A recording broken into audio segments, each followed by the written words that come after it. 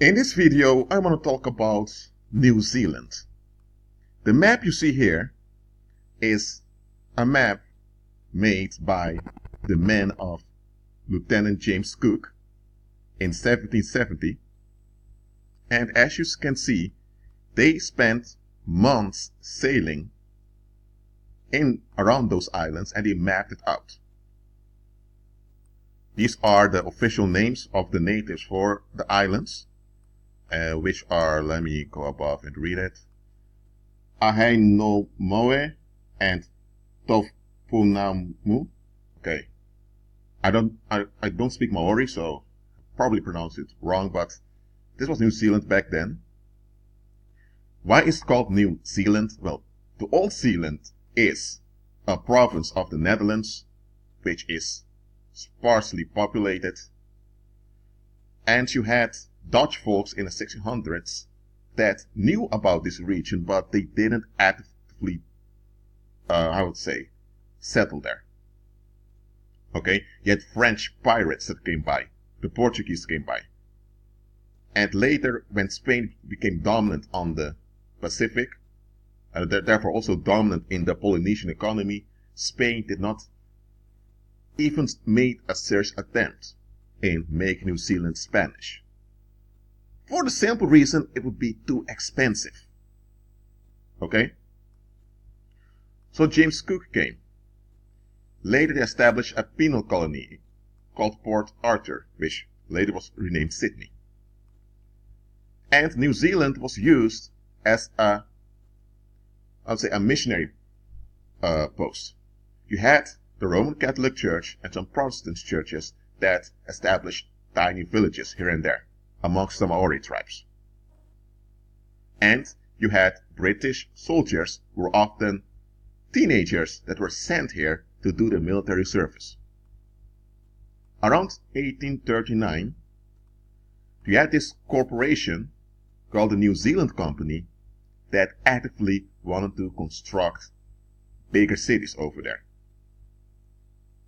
And you had many orphans that were dumped in New Zealand, British orphans, who had no other option but to work for this company. And this company wanted to have the backup from London in constructing those bigger cities. But why would you construct bigger cities if there's no one to inhabit them? Because there's another hoax they've been telling you in history, that the Maoris were like those savages living in caves and all of that they were free-spirited in nature, like Tarzan. No, they had their civilizations, they had their laws, they had their customs, they had their institutions, they had all of that. And to be frank, of all of Polynesia, New Zealand is the biggest region, if you exclude Papua New Guinea, or Papua. Because Papua is geographically part of what we call Southeast Asia.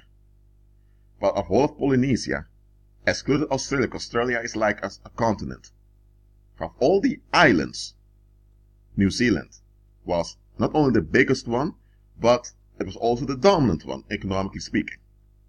Because on the Pacific, you have groups of islands, and in those groups, you have a group economy. So one tribe sailed to another tribe for trade, and so you had a ring of trade. So you had several rings. And above all those rings, the tribes of New Zealand, that means the Maori, they were the dominant ones. Okay? So the Maori had their functioning economy, so they didn't really lack anything financially speaking. It were the British that dumped orphans over there at those small villages they established, which were run by the church. So now you had this company that suddenly wanted to build bigger cities. Who's going to live in those bigger cities? You barely had white folks around. And then they say, well, in 1840 you had the Treaty of Waitangi,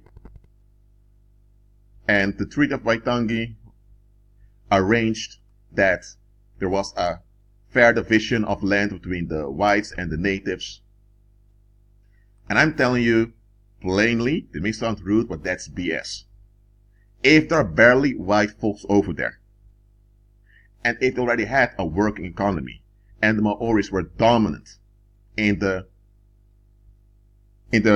economic rings on the Pacific, why the heck would there even be the trouble in division of land? There were barely white folks over there. Let me explain what happened. The pagans that run the Maori tribes, they also worship the beast, just like those pagans in London. So they made an agreement together in worship to Apollo that New Zealand would now become the Pacific center of white supremacy. So in 1840, they sealed the deal and they began to dump many peasants, white peasants, into New Zealand. And those white peasants were told, this is now your new home, you need to make the best of it. So the New Zealand company, together with its daughter companies, constructed cities like Auckland, Wellington, Christchurch, and many other locations. And the Roman Catholic Church also sent its works over there. And they constructed railways. It became a big project. The Maori towns were modernized, and often they received English names. So many of the so-called English towns in New Zealand were really Maori towns that were renamed with British names, though the reconstruction happened in the mid-1850s. But this gave the illusion that the quote-unquote white men civilized the Maoris. And that's a hoax. That's not true. So you had an immense influx of white folks, and they had to get a lot of babies, because that was also expected of the women, that they had a lot of babies. So the amount of quote-unquote white people increased in the region. And the governor of this new colony called New Zealand was white. Now, when Australia was declared independent from Britain, but it remained but became a Commonwealth, it wasn't acknowledged as I would say, it wasn't fully recognized as a kingdom. So that's why it was named Commonwealth. A Commonwealth is a state that's under the supervision of another state, because they don't trust the state that's under supervision. So it happened to Australia. New Zealand was intended to be part of the Australian Commonwealth, but they didn't do it at the last moment. Instead, several years later, New Zealand became a kingdom. But again, they didn't fully recognize it as a kingdom. They didn't call it the Kingdom of New Zealand. They called it the Dominion of New Zealand, which signifies that it's an autonomous kingdom, but under the supervision of the British Parliament in London. And over time, it became the economic center of Britain on the Pacific. That's what it became. And that was the whole purpose. The pagans who worship Apollo had to give homage to the white god. So in line with the pagan rulers and bankers from London, they agreed to sell out their own folks to the British throne, so that throughout the Pacific now, people would learn that in order to make it in this life, you had to be white or associated with people who are so-called white. Before Britain arrived, you had economic rings, the Maori were dominant, and things functioned. I'm not saying that everything that happened back then was good, because they were run by pagans, okay? And those pagans weren't quote-unquote white, but they were run by pagans, and there were blood sacrifices, so there were a lot of bad stuff happening then also. So I'm not going to pretend as if they were completely victimized by the British Empire. Okay? But things functioned. And white folks were rarely seen over there. Because remember, Spain, in case of New Zealand, they didn't really bother that much with it. They had the Malespina expedition, together with the politician Bustamante in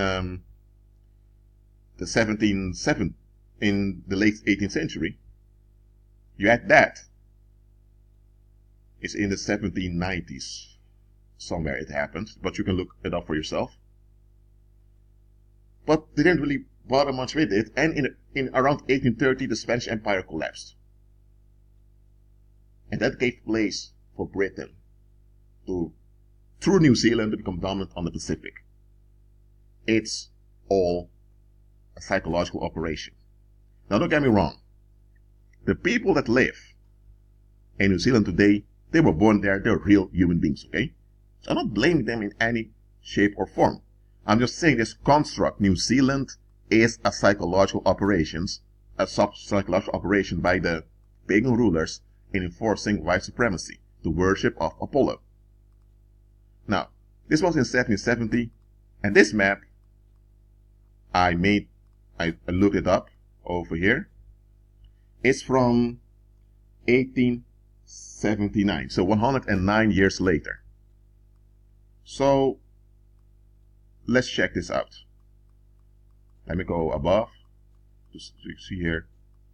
There's a map showing railways in New Zealand that were constructed, and also for the steamers, means the steamships, how long it would take for them to travel to New Zealand.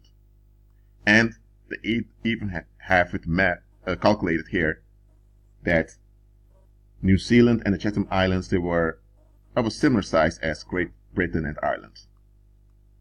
So, and this was 109 years later after they mapped this out.